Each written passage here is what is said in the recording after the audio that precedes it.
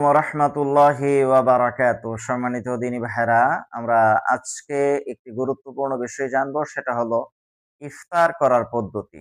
ইফতার সিয়াম পালনকারীর জন্য সবচেয়ে একটা খুশির সংবাদ।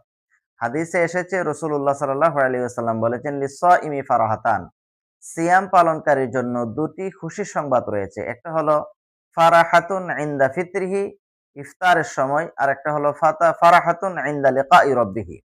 আরেকটা হলো তার প্রভুর সাথে সাক্ষাতের সময়। এজন্য আমাদেরকে ইফতারের সময়টাকে গুরুত্ব দিতে হবে। ইফতারের ব্যাপারে সুন্নাহ হলো যে তাড়াতাড়ি ইফতার করা। রাসূলুল্লাহ সাল্লাল্লাহু আলাইহি ওয়াসাল্লাম বলেছেন যে লোকেরা যতদিন তাড়াতাড়ি ইফতার করবে ততদিন কল্যাণের মধ্যে থাকবে। কারণ ইহুদিরা দেরিতে ইফতার করে। অন্যান্য বর্ণনায় এসেছে যে ইসলাম তত বেশি প্রভাবশালী হয়ে থাকবে যতদিন লোকেরা তাড়াতাড়ি ইফতার করবে। এই হাদিসগুলো থেকে বোঝা যায় যে ইফতার দ্রুত করতে হবে।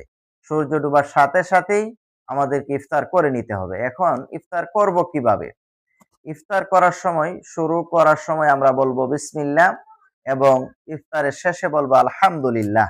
এবং আরেকটি ইফতারের পরে আমরা যে দোয়াটি পড়বো সেটা হলো যাহাবাজ জুমাউ ওয়াবতাল্লাতিল উরুক ওয়াসাবাতাল আজরু ইনশাআল্লাহ।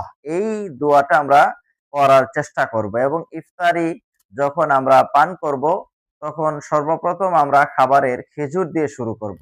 আমরা প্রথমে শরবত অথবা অন্যান্য পানীয় জিনিস পান করি, সেগুলোর আগে আমরা খেজুর খাবো, এরপরে অন্যান্য বিষয়গুলা খাবো। এটাই সুন্নাহ পদ্ধতি।